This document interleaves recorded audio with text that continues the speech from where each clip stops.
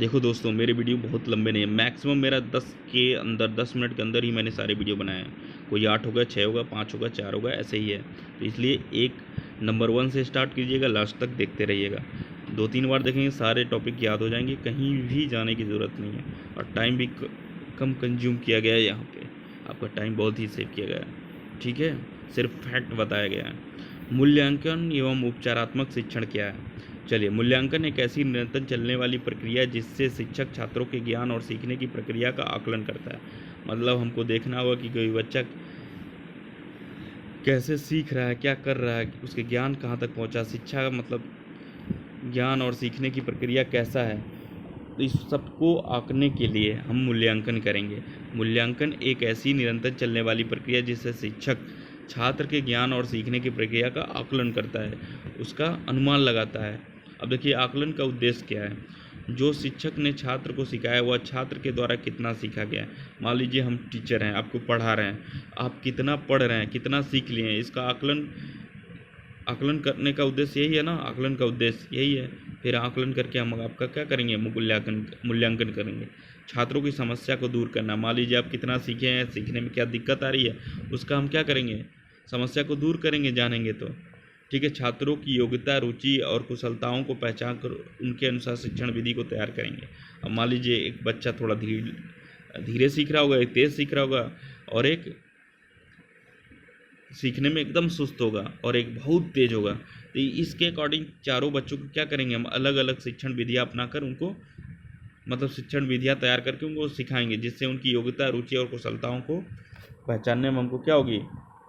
पहचान कर उनके अकॉर्डिंग हम उनको क्या करेंगे? शिक्षण विधि तैयार करके शिक्षा देंगे। अब देखिए, मूल्यांकन और आकलन और मापन। अब देखिए, मूल्यांकन इन्हीं दोनों का योग होता है, आकलन और मापन।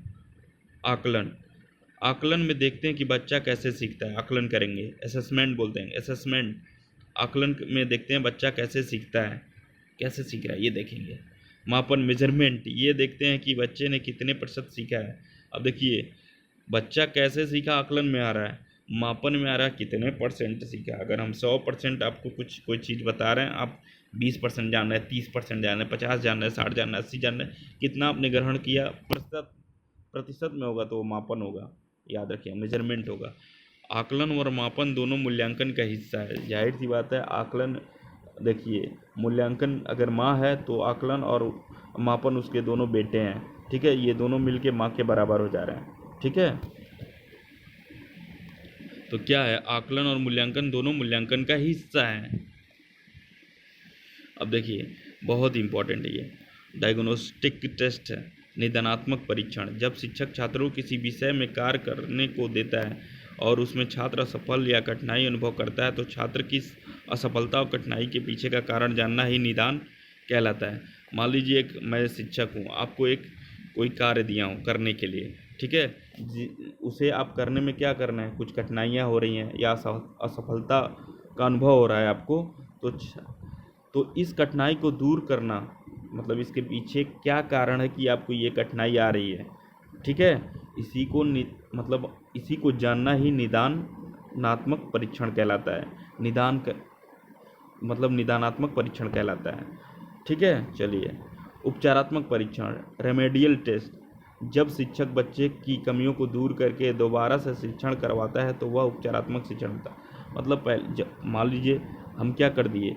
निदान कर दिए, उसके बाद फिर आपको क्या करेंगे? कमियों को मान लीजिए आपका दूर हो गया, दोबारा हम जो शिक्षण कराएंगे वह उपचारात्मक शिक्षण होगा। उपचार देने के बाद शिक्षण जो होगा वो उपचारात्मक शिक्षण होगा। मतलब कमियों को दूर करने के बाद जो शिक्षण प्रक्रिया अपनाई जाएगी वो उपचारात्मक शिक्षण होगी। अब देखिए, उपलब्धि परीक्षण क्या होता है? तो देखिए, निदानात्मक पहले आता है उपचारात्मक से, याद रखिएगा।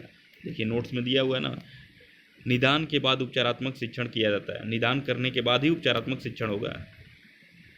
उपलब्धि परीक्षण, इस परीक्षा का प्रमुख उद्देश्य इस परीक्षण का मुख्य उद्देश्य यह अनुमान लगाना होता है कि शिक्षण कार्यक्रम से विद्यार्थी ने क्या सीखा। मतलब इससे उपलब्धि परीक्षण में मतलब आपने क्या सीखा। कोई मान लीजिए आप हैं, तो मतलब मेरा ये उद्देश्य होगा इस परीक्षण के माध्यम से कि हम अनुमान लगाएंगे विद्यार्थी ने क्या सीखा, आपने क्या सीखा। भाषा कौशल को कहाँ तक सीख पाया और उसके आधार पर भाषा का प्रयोग किस हद तक उपयुक्त ढंग से कर पाया आदि है। मतलब आपको किसी कौशल को कहाँ तक सीख पाए हैं, कर पा रहे हैं या नहीं कर पा रहे हैं, उसके आधार पर भाषा का प्रयोग किस हद तक उपयुक्त ढंग से कर पाया है या आदि नहीं। मतलब आप कर पा रहे हैं कि नहीं कर रहे हैं, ये आता है उपलब्धि परीक्षण। आपने उपलब्धि बोलते नहीं है, ये उपलब्धि हासिल कर ली, मैंने ये डॉक्टरेट की डिग्री हासिल कर ली, ये सब उपलब्धि है। अभिरुचि परीक्षण, एप्टीट्यूड टेस्ट, इससे यह पता चलता है कि विद्यार्थी भाषा सीखने के लिए उपयुक्त अभिरुचि रखता है या नहीं। मतलब उसके अंदर रुचि है किसी चीज़ को सीखने की या नहीं, सीखने की या नहीं। यह भी अनुमान लगाया जा सकता है कि विद्यार्थी अपेक्षित शिक्षण में सफल हो पाएगा या नहीं। तो ये भी अनुमान लगा लेते हैं अभिरुचि परीक्षण से कि वो सीख सकेगा कि नहीं सीखेगा। भाई रुचि लेगा सीख जाएगा, सफल हो जाएगा, नहीं लेगा तो नहीं सीखेगा। इसके लिए आवश्यक नहीं है कि शिक्षार्थी को लक्ष्य विषय का पूर्व ज्ञान हो, किंतु दक्षता परीक्षण के लिए लक्ष्य विषय का ज्ञान। अब देखिए, इस अभिरुचि परीक्षण के लिए ये जरूरी नहीं है कि उसको लक्ष्य भाषा का ज्ञान हो, लेकिन दक्षता परीक्षण में लक्ष्य विषय का ज्ञान होना आवश्यक है।